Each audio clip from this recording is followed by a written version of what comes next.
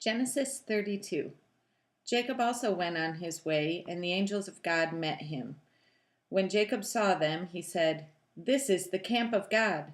So he named that place Mahanaim. Jacob sent messengers ahead of him to his brother Esau in the land of Seir, the country of Edom. He instructed them, "This is what you are to say to my master Esau. Your servant Jacob says, I have been staying with Laban and have remained there till now. I have cattle and donkeys, sheep and goats, men servants and maid servants. Now I am sending this message to my lord, that I may find favor in your eyes." When the messengers returned to Jacob, they said, "We went to your brother Esau, and now he is coming to meet you, and 400 men are with him." In great fear and distress, Jacob divided the people who were with him into two groups, and the flocks and the herds and camels as well. He thought, if Esau comes and attacks one group, the group that is left may escape. Then Jacob prayed, "O God of my father Abraham, God of my father Isaac, O Lord, who said to me, 'Go back to your country and your relatives, and I will make you prosper.' I am unworthy of all the kindness and faithfulness you have shown your servant. I had only my staff when I crossed this Jordan, but now I have become two groups. Save me, I pray, from the hand of my brother Esau, for I am afraid he will come and attack me, and also the mothers and their children. But you have said, I will surely make you prosper, and will make your descendants like the sand of the sea, which cannot be counted."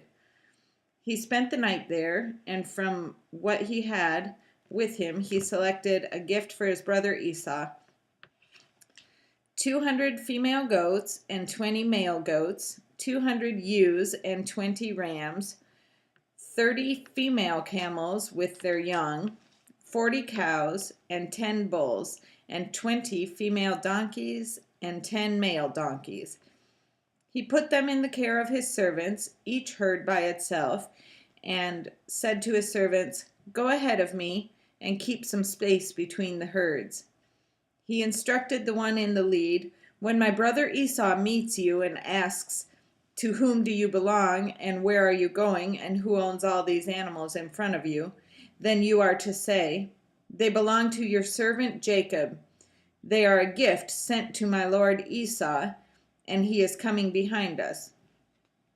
He also instructed the second, the third, and all the others who followed the herds, "You are to say the same thing to Esau when you meet him, and be sure to say, 'Your servant Jacob is coming behind us.'"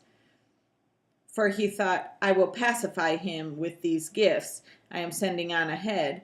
Later, when I see him, perhaps he will receive me." So Jacob's gifts went on ahead of him, but he himself spent the night in the camp.